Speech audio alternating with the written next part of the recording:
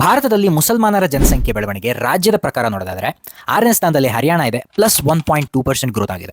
5ನೇ ಸ್ಥಾನದಲ್ಲಿ ಜಮ್ಮು ಕಾಶ್ಮೀರ ಇದೆ +1.3%. 4ನೇ ಸ್ಥಾನದಲ್ಲಿ ವೆಸ್ಟ್ ಬೆಂಗಾಲ +1.8%. 3ನೇ ಸ್ಥಾನದಲ್ಲಿ ಕೇರಳ ಇದೆ +1.9%. 2ನೇ ಸ್ಥಾನದಲ್ಲಿ ಉತ್ತರಾಖಂಡ್ +2%. ಮೊದಲನೇ ಸ್ಥಾನದಲ್ಲಿ ಅಸ್ಸಾಂ ಇದೆ +3.3%. ಮಣಿಪುರ್ನಲ್ಲಿ -0.4% ಕಮ್ಮಿ ಆಗಿರೋದು ಬಿಟ್ಟರೆ ಮುಸ್ಲಿಮ್ಸ್ ಪಾಪ್ಯುಲೇಷನ್ ಎಲ್ಲ ರಾಜ್ಯದಲ್ಲೂ ಪ್ಲಸ್ಸೇ ಇದೆ.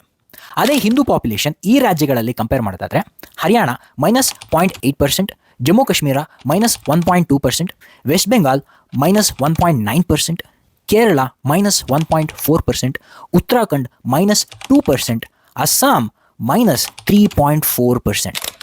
ಪಂಜಾಬ್ +1.6%, ನಾಗಾಲ್ಯಾಂಡ್ 1.1% ಹಾಗೂ ಕರ್ನಾಟಕ 0.1%. ಈ 3 ರಾಜ್ಯಗಳಲ್ಲಿ ಮಾತ್ರ ಹಿಂದೂ ಜನಸಂಖ್ಯೆ ಪ್ಲಸ್ನಲ್ಲಿರೋದು. ಇನ್ನೆಲ್ಲ ರಾಜ್ಯದಲ್ಲೂ ಹಿಂದೂಗಳ ಜನಸಂಖ್ಯೆ ಮೈನಸ್ನಲ್ಲೇ ಇದೆ.